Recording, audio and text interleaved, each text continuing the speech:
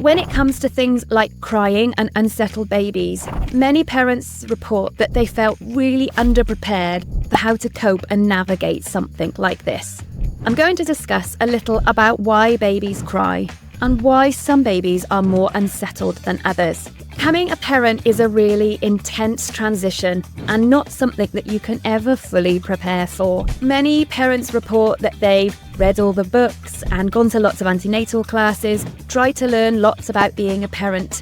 But the overwhelm, the stress, the intensity of emotion and responsibility that comes as part of becoming a parent isn't something they ever felt fully prepared for, and that actually sometimes becoming a parent is a bit of a shock to the system. The common approach in many societies and cultures around the world will take one of two forms when you are looking at things like coping with an unsettled baby. First, the approach is often to tell you that this is normal, it will just pass, and you have to sort of wait it out. Or the other approach is that you might be offered medications or products to fix your baby, but none of these things really address the underlying root causes to why your baby is so unsettled. I'll talk about some of those underlying root factors that influence why babies are in pain and distress and causes them to be unsettled, and what some of the steps as a parent you can take to help your baby and you to navigate this.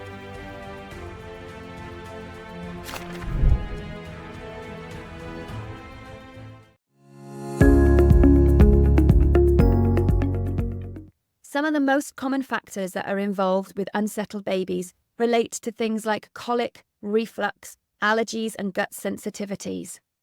But understanding what's going on for our baby's brain development is really crucial in understanding why these things can cause our babies to be in distress. You may have heard of the term the fourth trimester. This refers to the time after your baby's born, those first 3 months after birth. I personally think it lasts a little bit longer than this. This time, the fourth trimester, is a period where there is huge brain development going on for your baby.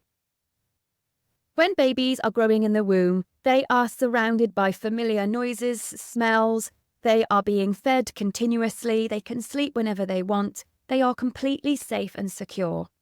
But then when they arrive into this world, this is a huge period of adjustment for them, but also for you. They have to get used to new smells and new noises.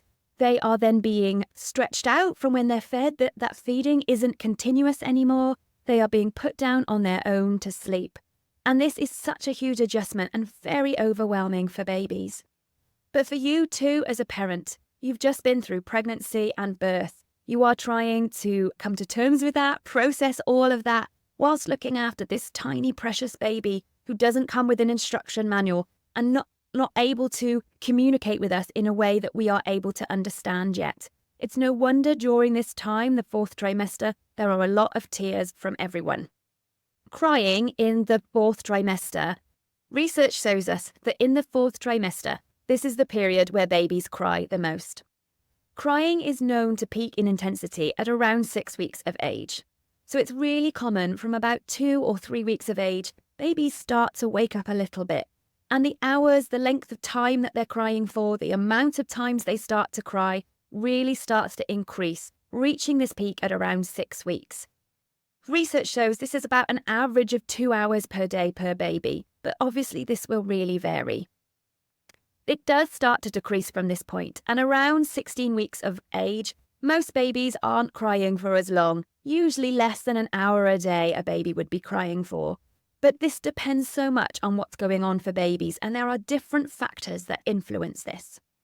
Now, some of the factors that influence this are things like your baby's temperament, the development of the subplate neurons, and their amygdala. Understanding what might be going on for a baby in terms of their brain development during this time can really help us understand why they might be crying. So you may have been asked, is your baby a good baby? And when people ask you this, what we're really asking is, do they sleep for a long period of time? Are they in a predictable routine? Are they settled and content for most of the time? But this isn't what really constitutes a good baby.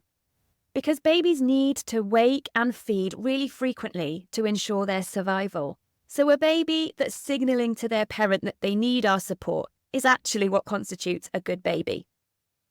Now, what society seems to have forgotten about babies is that we are mammals, and we are programmed to react, respond, and feel in the way that mammals do. Our babies have a huge amount of brain development still to do after their birth.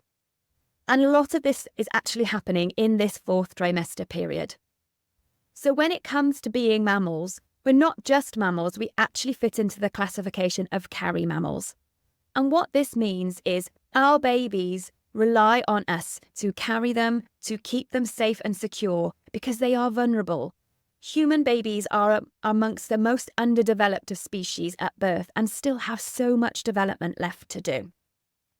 Other species of carry mammals might be something like a kangaroo, and so when their babies are born, their baby goes straight into their pouch. They are able to feed continuously, sleep, they are safe, warm, protected from that outside world. It's basically like a second womb. But humans don't have a pouch, and what we forget is that really our arms are our pouch. Now, babies are hardwired to signal out if they feel in danger. So when they are cold, away from our body, they will signal to their caregiver that they need us to protect them. And a key thing here is that in these early weeks of life, your nervous system and your baby's nervous systems are intrinsically linked. So when your baby is crying and in distress, it will automatically signal to you a rise in the stress hormone cortisol, which will start flowing around your body and is basically making you respond to your baby and jump into action.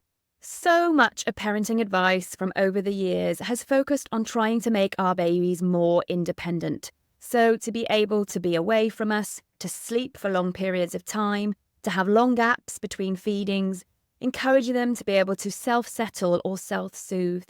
And this actually is completely against what babies are programmed biologically and their nervous systems are programmed to do.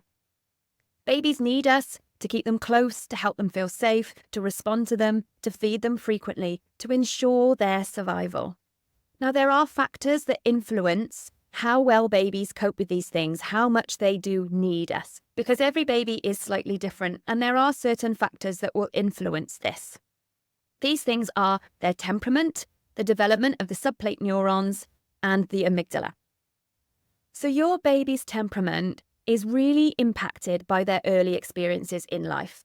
In fact, some research will show that even when you're pregnant, your lifestyle, your stress levels, what's going on for you will impact your baby's temperament even before they're born. But things like birth, trauma at birth, pain and discomfort, feeding issues, stress in their environment will all impact the formation of your baby's temperament, because this is happening in abundance during these early weeks of life. One of the things that can influence this is that if your baby has been in discomfort and crying a lot, it does influence how we respond to our baby, how we interpret them. Thinking back to that question of, is your baby a good baby?